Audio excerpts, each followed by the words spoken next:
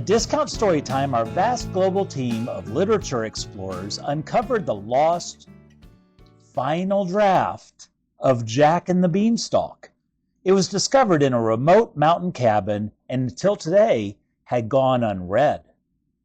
You, dear listener, are one of the first in the world to hear the true final version. Why? Because at Discount Storytime, we believe in quality content or something. Enjoy! So this is Jack and the Beanstalk, the lost final draft. Jack and his mother lived out in the country. They were very poor and were down to their last cow. Jack was supposed to take the cow to trade for money, but instead he traded her for a handful of beans. When he got home, his mother was very cross with her foolish son, and she threw the beans out the window. Jack was in deep trouble for squandering the family's last cow and was sent to bed without any supper. That same evening, in a castle up in the clouds, a giant and his wife were warming up by the fireplace at the end of a busy day. The giant said, "Thank you so much for such a wonderful meal today, and for all you do to keep our castle going while I'm out raising money for charity." His wife said, "Think nothing of it. I can't believe you were able to raise so much to help build a new school for the children's orphanage. But dear, I do have one, recommendation for you when you meet with potential donors." "Yes, wife?" asked the giant. "You know how you're always saying, 'I'll grind your bones to make my bread,' as a way of asking for a hug?" "Yes, I learned that from my parents. They gave the best hugs." "And you do too, it's just..." "Yes, wife?" asked the giant. "Well, some people may take it the wrong way and see it as threatening, what with the, grinding bones and all." The giant stared at his wife and then gave a hearty laugh. "Oh, wife, I respect your viewpoint, but everyone knows I'd no sooner hurt a fly. And besides, I'm getting to be an old giant and set in my ways. I'll try to stop saying, 'I'll grind your bones to make my bread' for you, but I can't make any promises." "Thank you, dear." They smiled at each other, finished their evening tea, and then went to bed. That next morning, on the ground, Jack awoke to an amazing sight. The magic beans grew into a giant beanstalk and stretched all the way up into the clouds. Of course, Jack, being a curious young man, had to climb it. When he got to the clouds, he found a great big castle. Inside the castle, he met the giant's wife, who was nice and gave him some bread and milk. While Jack ate, the giant came home from a charity fundraiser and said, "Fee, fi, fo, fum, I smell the blood of an Englishman. Be he alive or be he dead, I'll grind his bones to make my bread." The giant looked for the boy, but Jack, not knowing the giant's weird-ass lingo, was terrified and hid in the oven. The wife supposed that poor Jack must have been scared and told the giant she hadn't seen anyone. The giant ate his food and went to count the bag of charity money he raised. Exhausted, the giant fell asleep. While the wife was busy cleaning up after their meal, Jack snuck out, stole the bag of money, and climbed down the beanstalk. Jack's mother was elated, and they spent the money on just a few necessities, like gold plating for their house, and an aquarium for dolphins, because dolphin milk has more flavor than cow's milk. So they also had to buy dolphins and milkers. Oh, and they built several tennis courts. Not that Jack or his mother knew how to play tennis, so they had to hire professional tennis players. And since neither Jack nor his mother liked watching tennis, they hired spectators to watch the tennis matches, and so on. While Jack and his mother enjoyed their new wealth, the giant and his wife were warming by the fireplace in the castle in the clouds. The giant said, "Thank you for such a wonderful meal today, and for all you do to keep this castle going. Would you like some music?" Yes, dear, that would be lovely. "Hey, Harpy, beep beep, play Siren Song by Victory Day." Beep beep, playing Siren Song by Victory Day. As the harp played, the wife said, "I still can't believe you genetically engineered a hen to lay golden eggs. Amazing!" The giant, still a little upset about the stolen charity money, said, "Yes, well, after the money that was to go help build the school for the orphanage was, stolen, I thought, how about, instead of giving the orphanage one lump sum, I devise a way for them to have perpetual income.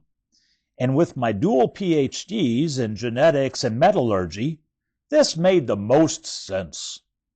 The wife looked to the hen and softly said, "Lay." But the hen did nothing.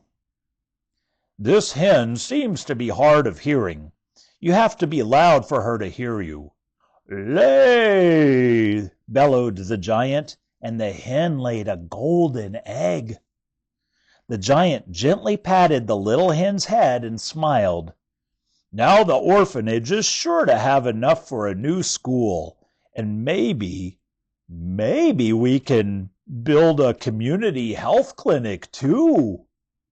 In spite of his own humility, the giant couldn't help but smile at his own cleverness. His wife, who had seen this in him all along, leaned over and gave him a kiss. My good man, let's go to bed. "Oh, love, I'm not all that sleepy yet." I didn't say go to sleep. The giant blushed. "Oh." The money Jack and his mother spent on necessities started to run out, so they had to cut back on their dolphin milk and reduce the professional tennis players' and spectators' hours to 0.5 FTE. Again, Jack climbed up the beanstalk. Inside the castle, he met the giant's wife, who was more reserved this time, but still nice, and gave him bread and milk. While Jack ate, the giant came home from a meeting with potential donors for a community health clinic. He said, "Fee, fi, fo, fum, I smell the blood of an Englishman. Be he alive or be he dead, I'll grind his bones to make my bread," and looked for the boy. But terrified Jack ran and hid in the oven. The wife, deciding not to bother her husband, didn't tell him about Jack.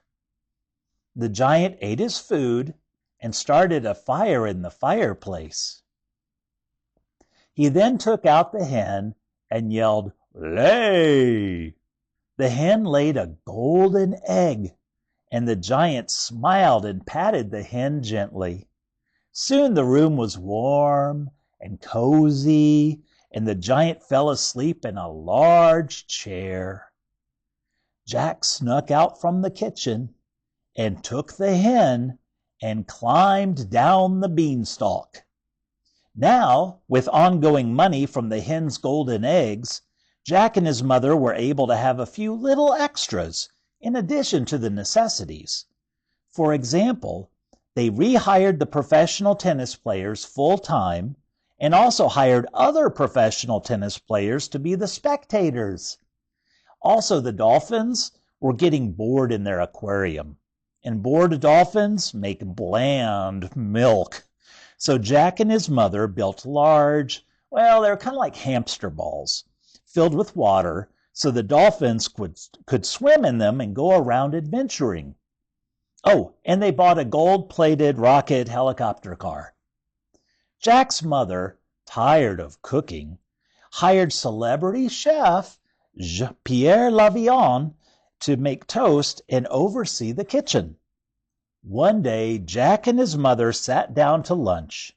Chef Lavion had prepared barbecued chicken on toast, and it was so yummy. After lunch, Mother went to the hen for some more golden eggs, but the hen was gone. They looked everywhere and everywhere for days. They would have hired a team to find the hen, but there were no more golden eggs. To this day, the mystery of the disappearing hen is a mystery. Without the golden eggs, they ran out of money within months and could only afford to hire run-of-the-mill tennis spectators and toast chefs. Jack again climbed the beanstalk and completely skipped the kitchen this time and went to the living room. The giant wasn't in his room, and the wife was asleep on the large couch with her hands on her belly bump.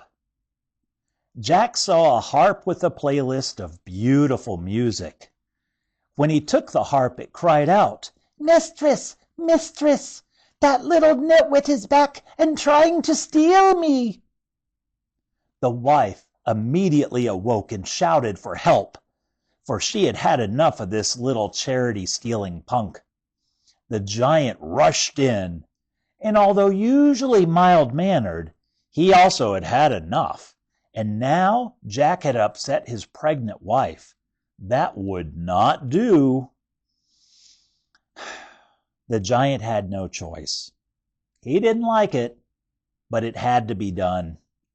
The giant would have to give Jack a stern talking to. "Boy, come here!" the giant bellowed. Well, not really bellowed, but certainly at the top volume for polite conversation. Frightened, Jack held onto the harp and ran for it.